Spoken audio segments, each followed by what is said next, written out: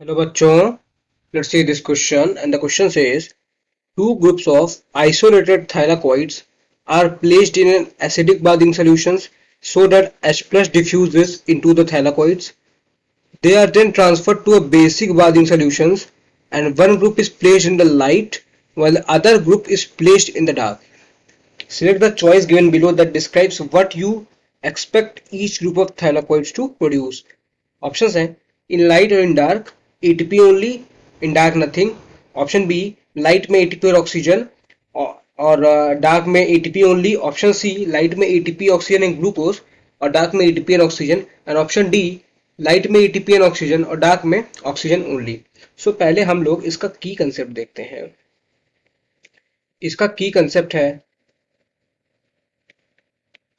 कीमियो osmotic theory. Chemiosmotic theory. Osmotic theory. अब ये कीमियो osmotic theory क्या बताती है? तो कीमियो ऑस्मोटिक थ्योरी बताती है एटीपी का फॉर्मेशन की एटीपी कैसे बनती है. ये बताती है एक्सप्लेन्स एटीपी फॉर्मेशन. अच्छा, अब अपने क्वेश्चन पे आते हैं. इसमें बोल रहा है कि पहले two group of isolated thylakoid को डाल रहे हैं एसिडिक बाथिंग सोल्यूशन में. तो लेट्स अज्यूम कि ये रहा एसिडिक बाथिंग सोल्यूशन एक और ये रहा दो और दो ग्रुप ऑफ आइसोलेटेड थैलाकॉइड्स है. सो लेट्स सी, ये एक ग्रुप है आइसोलेटेड थैलाकॉइड का और ये है दूसरा ग्रुप आइसोलेटेड थैलाकॉइड्स का.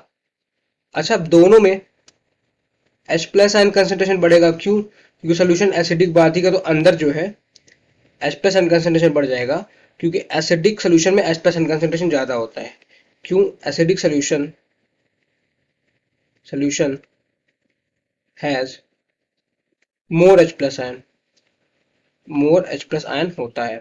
तो ये कैसा सोल्यूशन हो गया? ये हो गया एसिडिक सोल्यूशन.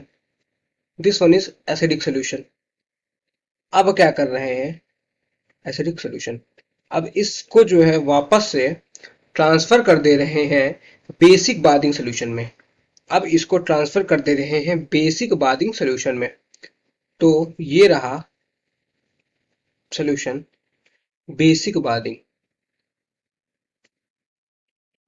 सोल्यूशन और ये रहा हमारा थैलाकॉइड्स. एसिडिक बाथिंग सोल्यूशन में रखा था तो H प्लस तो था ही, अंदर आ गया था. तो देखिए H प्लस तो अंदर रहेगा ही. ऐसे ही इस वाले में भी, दूसरे वाले में भी H प्लस तो अंदर रहेगा ही. सी दिस H प्लस तो अंदर रहेगा ही. और ये सोल्यूशन हो गया बेसिक बाथिंग का. This is basic solution. ये है बेसिक सोल्यूशन. तो ये तो क्वेश्चन की डिमांड हो गई. क्वेश्चन ये बोल रहा है. अब आते हैं हम लोग कीमियो ऑस्मोटिक थ्योरी समझते हैं. उसके बाद वापस से क्वेश्चन पे आएंगे कि कीमियो ऑस्मोटिक थ्योरी क्या बोलती है. सो एक डायग्राम की हेल्प से कीमियो ऑस्मोटिक थ्योरी समझेंगे. This is the hypothetical diagram समझने के लिए है कीमियो ऑस्मोटिक थ्योरी का. ये है फोटो सिस्टम 2. फोटो सिस्टम 2 और यहाँ पे है, ये वाला है फोटो सिस्टम 1. ये है फोटो सिस्टम 1 और यहाँ पे ये वाला है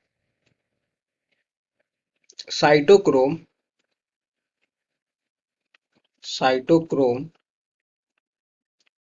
B6 एंड F. अब होगा क्या? सन जो कि अल्टीमेट सोर्स है लाइट का, तो लाइट गिरी फोटो सिस्टम 2 पे. हुआ क्या? वाटर का स्प्लिटिंग होता है.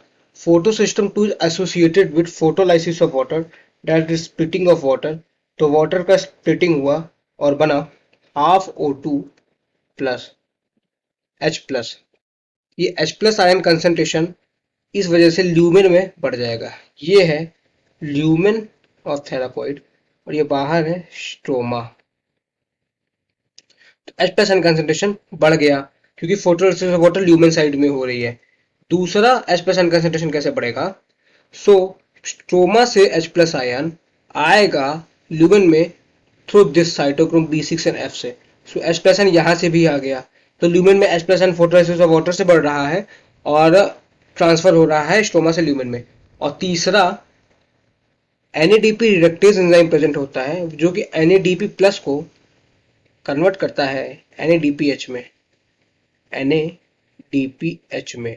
और ये जो H लेता है H प्लस आयन, ये लेता है फ्रॉम, ये H प्लस आयन ले रहा है फ्रॉम स्ट्रोमा। सो कुल मिला के हो क्या रहा है, कुल मिला के एक ही चीज हो रही है कि जो H प्लस आयन कंसंट्रेशन है, जो H प्लस आयन है वो मैक्सिमम हो रहा है ल्यूमेन में, मैक्सिमम इन ल्यूमेन। और H प्लस आयन कंसंट्रेशन और जो H प्लस आयन है वो मिनिमम हो रहा है, मिनिमम इन स्ट्रोमा, वो स्ट्रोमा में मिनिमम हो रहा है। यहाँ तक तो ये चीज क्लियर हो गई। अच्छा, अब ये H प्लस आयन बनाने पे, H plus ion concentration lumen में बढ़ाने पे इतना ज्यादा फोर्स या इतना ज्यादा जोर क्यों दिया जा रहा है? तो इसका सिर्फ एक ही रीजन है कि जब ये H plus ion concentration break होगा तो एटीपी का सिंथेसिस होता है। ये है ऑक्सीसोम, ये पूरा पार्ट है ऑक्सीसोम, दिस इज ऑक्सीसोम। होता क्या है, जो H प्लस आयन अभी तक बना है, जो H प्लस आयन ल्यूमेन में आया है, मैक्सिमम हुआ है जो, ये वापस अब ट्रेवल करेगा ल्यूमेन से स्ट्रोमा में। और ये ट्रेवल होता है फैसिलिटेटेड डिफ्यूजन से, फैसिलिटेटेड डिफ्यूजन से, डिफ्यूजन से।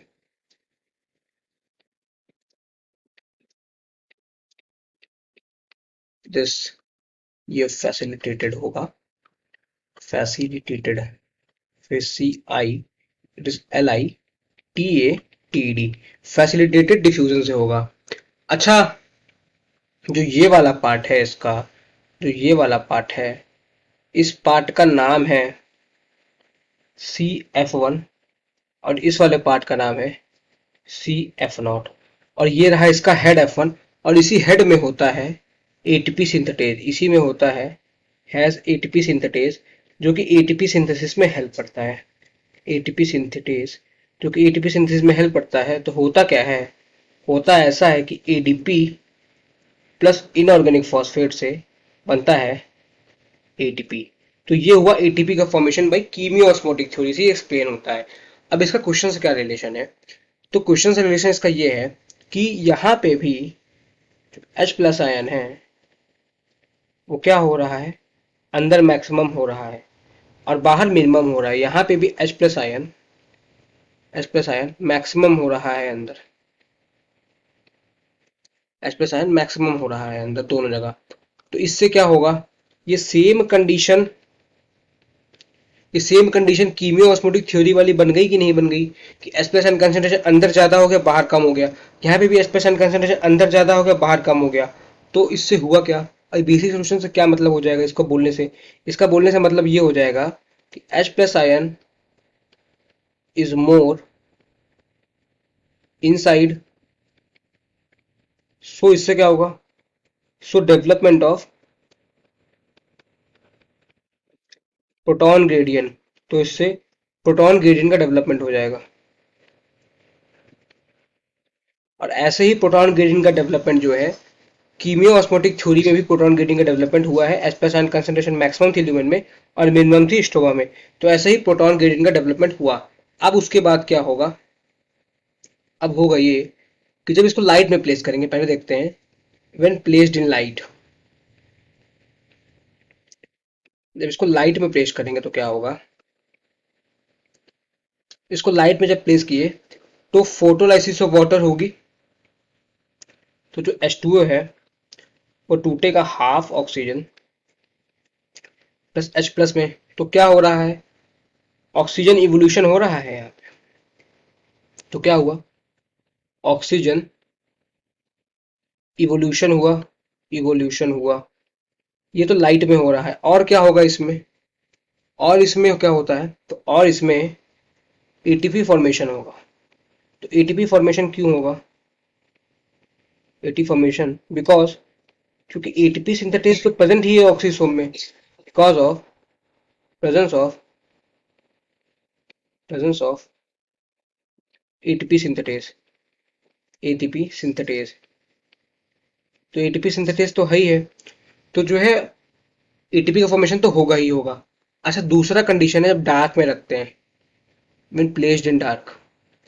तो डार्क में रखेंगे तो ऑब्वियसली लाइट नहीं पड़ेगी, तो क्या होगा, तो जो ये वाला प्रोसेस है H2O से half O2 plus H plus देना, ये वाला प्रोसेस होगा ही नहीं। और जब ये वाला प्रोसेस नहीं होगा, सो क्या नहीं होगा, सो नो ऑक्सीजन इवोल्यूशन। तो ऑक्सीजन इवोल्यूशन तो होगा ही नहीं, बट ऑक्सीजन इवोल्यूशन तो नहीं होगा, but ATP will form. ATP क्यों बनेगी, तो एटीपी इसीलिए बनेगी बिकॉज एटीपी सिंथेटेज प्रेजेंट है अभी भी। एटीपी जो सिंथेटेज एंजाइम है, एंजाइम प्रेजेंट, इसीलिए जो है एटीपी का फॉर्मेशन तो होगा ही होगा, बट ऑक्सीजन इवोल्यूशन नहीं होगा। तो ये बात हो गई। लाइट में मतलब ऑक्सीजन इवोल्यूशन भी होगा, एटीपी भी बनेगी, बट डार्क में नो ऑक्सीजन इवोल्यूशन, और जो है सिर्फ एटीपी का फॉर्मेशन ही होगा। और ये क्या है, ये मैक्सिमम इन ल्यूमेन है। दिस इज ल्यूमेन, ये ल्यूमेन है, अंदर वाला ल्यूमेन है। ठीक है, सो अपने क्वेश्चन पे आते हैं अब। तो जब लाइट में रखेंगे तो एटीपी और ऑक्सीजन दोनों का फॉर्मेशन होगा, और जब डार्क में रखेंगे तो सिर्फ एटीपी ही बनेगा। ऑप्शन अगर हम लोग और भी देखते हैं, सो लाइट में एटीपी बनता है बट ऑक्सीजन भी बनता है, तो ये गलत हो गया। ऑप्शन सी देखते हैं, एटीपी ऑक्सीजन ग्लूकोज नहीं। मतलब कहने का ये है कि एटीपी बन रहा है, ऑक्सीजन बन रहा है, ग्लूकोज बन रहा है, बट डार्क में एटीपी ऑक्सीजन डार्क में तो बनता ही नहीं है, तो ये भी बिल्कुल गलत हो गया। और यहाँ पे डार्क में ऑक्सीजन बोल रहा है, तो ये भी बिल्कुल गलत हो गया। सो जो हमारा करेक्ट आंसर हो जाएगा वो हो जाएगा option B, that is light में एटीपी ऑक्सीजन और डार्क में ATP only. I hope you understood well. Thank you and all the very best.